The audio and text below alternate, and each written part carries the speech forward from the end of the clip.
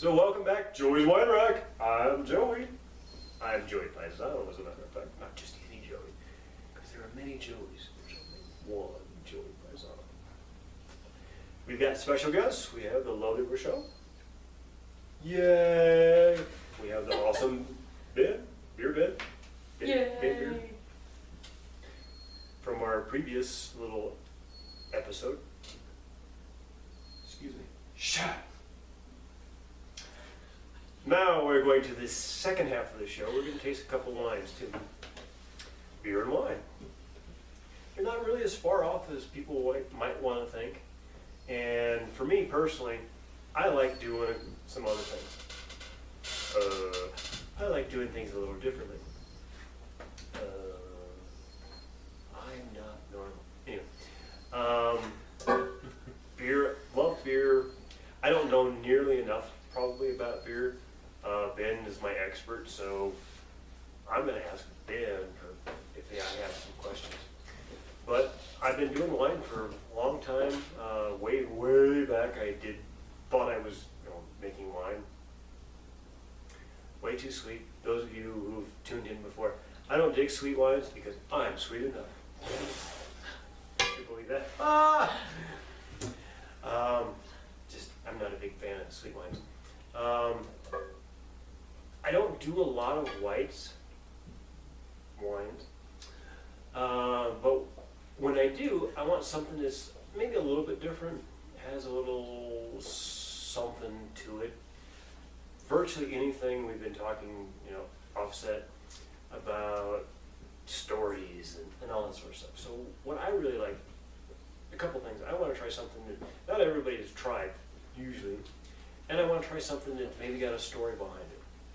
So what we've got today is we're doing something that's typically an Italian white. Somebody's going to Italy soon. Shoot. We're going to do a Pinot Grigio. Pinot Grigio is the grape. It's white. It's actually really good. Pinot Grigio is an excellent warm weather wine. So when the weather starts warming up and I come home from a grueling day at the office, or not, because my job's not that hard, it's pretty awesome. But I come home, kick back, put my feet up, hang out on the patio with the dogs. They don't drink wine, because they're not, I can't afford them. But have something that's a little different. Everybody knows Chardonnay. There are some phenomenal Chardonnays out there, there's no doubt about it. But Pinot Grigio, people are like, maybe I've heard of it, maybe I haven't. Or if you have somebody who pronounces it Pinot Grigio, guess what? They have no idea. So what we've got today is Pinot Grigio from Coppola. That it would be Francis Ford Coppola. And those of you who know movies, you know Francis Ford Coppola? I do, not personally, but well, The Godfather series? Godfather, yeah. From a Paisano standpoint, The Godfather. I'm going to make you an offer you can't refuse. So we're going to taste a little Pinot Grigio. This one is not Italian. It's in an Italian style. It is from California. I've actually visited the winery and their tasting room and everything out there. It's been quite a few years now. They've changed a few things since then. Sonoma County. My personal preference, just my personal opinion, listen, this is my show, my personal opinion matters. I prefer Sonoma over Napa. And did I hear why, Joey? Why do you prefer Sonoma over Napa? It's because it's much more personal. It's much more of a family-oriented deal. When the first time I went to Napa, I toured Napa and I toured Sonoma. And Napa was like, okay, here's the main drag and here's all these tasting rooms. And I actually asked one of the folks, so where are your grapes at? Where are your vines at? Oh, they're up there. Okay. It happens, I understand that. Went to Sonoma, oh, where are your grapes at? Oh, look through that window. They're right there. Excellent stuff. I've got some really great friends out in Sonoma. The folks at Coppola have always been really pretty awesome, so do that. We're going to do things a little bit differently because I'm actually sitting down today instead of hanging out in my other part of the studio behind the bar. So we're going to go from scratch. So those of you who kind of hung out with us a little bit before know that I use a double pull waiter corkscrew. Double pull is this little bad boy right here. And yes, because I'm from the Midwest, I do accents all the time. Sometimes I even sound like a dog. What the hell? So, got my waiter corkscrew, a little knife here. You cannot get on an airplane with this. Sure. Not so much this, but I've heard it's actually this. I'm going to corkscrew you to death. Doesn't that sound weird? Big painful way to go. Yeah, and it's like, don't you think the person you're screwing it into their neck, they're going to notice? Anyway, so get your little knife out. Generally speaking, most wine bottles are going to have a little ridge right here. So what you do, and because I have been a waiter, with a waiter corkscrew, excuse me, what you do is you put the knife here and do a little spin around, like so. And you always want to end up with the label facing whomever the host person is, or whomever ordered the wine, or if you're feeling kind of frisky, whoever the hot person is, male or female, it's entirely up to you. And peel it off, like so. Typically, I'm standing up, so it's a little weird for me to actually sit down and do this. But typically when I do this as a waiter, I'm yapping about something. Yes, I know, if you tuned in before, I yap about something all the time. So what I would probably do is, let's say Ben just ordered this.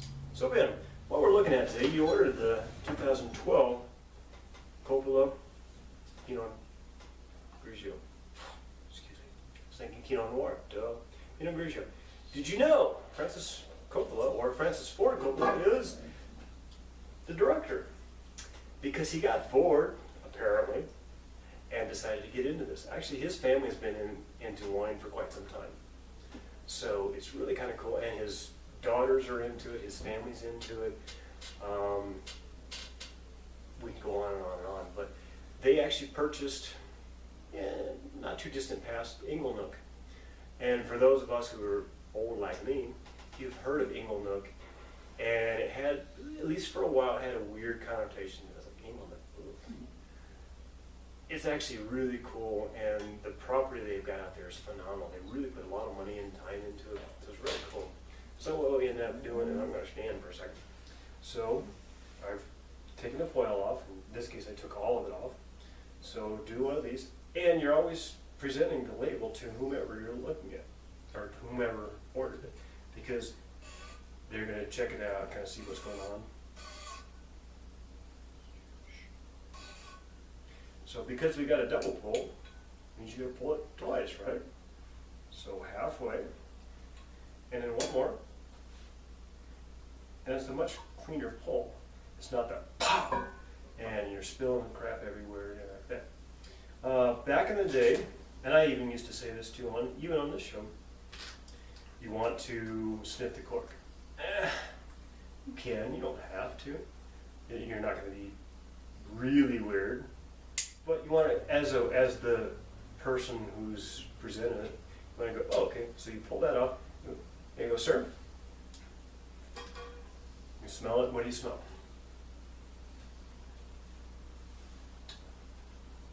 I don't know.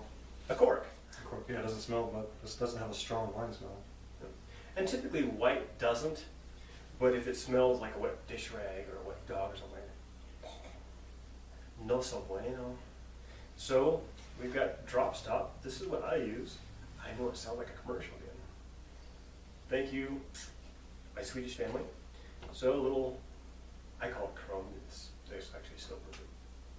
I did crumb. So you roll it up, little disc goes like this, goes up like so, and stick it in. Voila. Now you have a little pouring spout.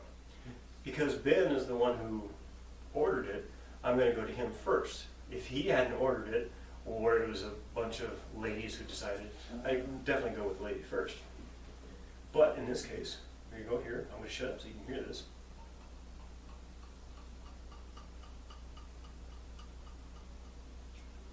You notice a little spin on the wrist too. What it does, and not really necessary when you're using the drop stop, but if typically when you're doing this at a table or whatever, you're not going to have something like this. But if you do a little spin, you don't have the dribble that goes down the side. And especially with red wine, and you've got like a nice white label, that big, looks like somebody got killed. Not cool. So a little bit, just enough to have a little taste. See what you think. See what he's doing is doing a little spin. Got his nose in there. Because he's a beer guy, he knows that too. So you want to see what you get. So what do you smell? Some nice floral notes. A little light fruit. Obviously got a little bit of grape in there. It's very clean. Very nice, very pleasant aroma. I would say probably clean is one of the best descriptors of this.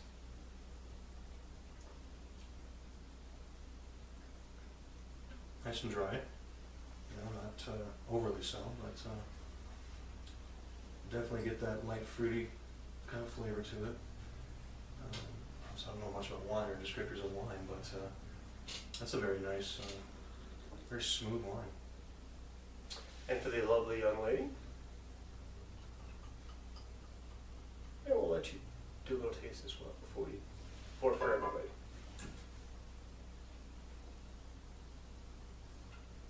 It smells like wine. It does smell like wine.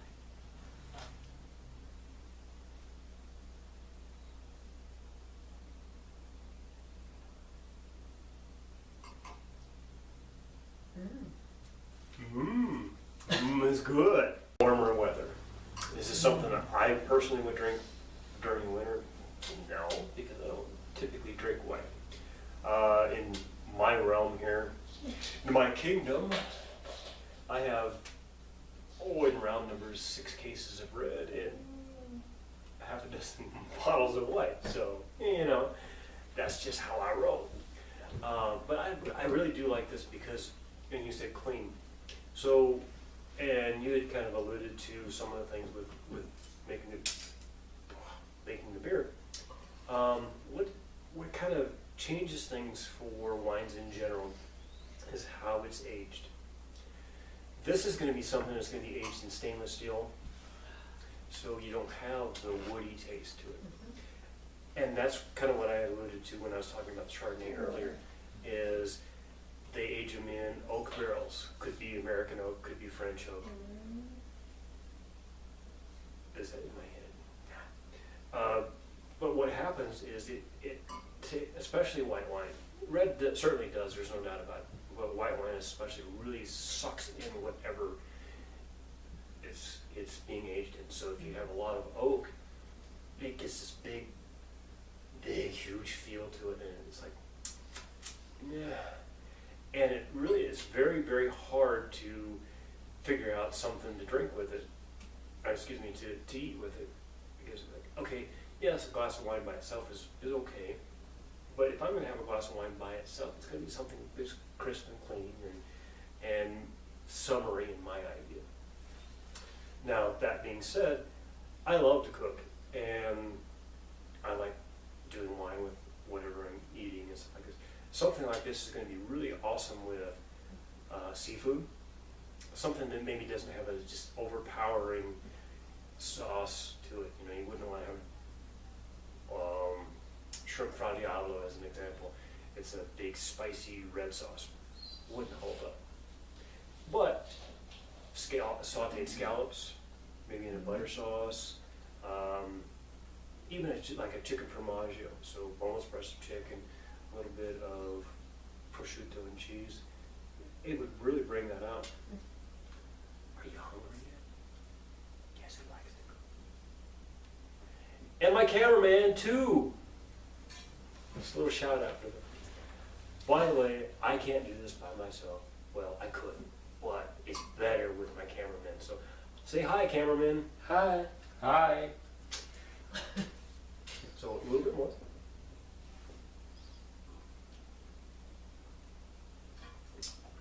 So on the Joey scale, well, before the Joey scale, the Rachelle scale, what do you think? 1 to 10. 1 being Annie Green Springs or Night Train, 10 being something other than that. 7. Ooh, 7. On the Ben scale, So I'm about saying 7.5 probably. 7.5. I tend to be a little bit more generous. Not that they're wrong by any means, because everybody has their own taste. But because I know the backstory, I visited these folks. I like what they do. In fact, and I don't. It's been long enough. I don't honestly know if it's still the same. But the first time I visited Coppola, they actually have a museum on site. So a lot of the Godfather stuff was there. And I was like, oh, this is kind of cool. I would probably give it about an 8 on the Joy scale because I really like it. I love that it's clean, and it's not gonna. I'm not going to go. You know, I can drink this by itself. I can drink it with a meal, and I'm not going to be weirded out. So on that note, 7's 8. So 7.5, right? Okay. And those of you who have tuned in before, you know, I have one rule. Okay, I have several rules, but one specific rule when it comes to a toast. We did a little clink before, and that's cool. Would you like a touch more? Absolutely. Absolutely, because we can't do a toast without. That's right. One of my most favorite folks in the world is named Kat. He used to work in the wine shop. Kat was an amazing, beautiful person, inside and out. She's no longer with us, but I learned so much from her. And we made a rule, and my sister Lyria, and my sister Jeno, and Chriso, and everybody. The first one is always to Kat. So Kat, here's to you, love you, thank you so much. Cheers.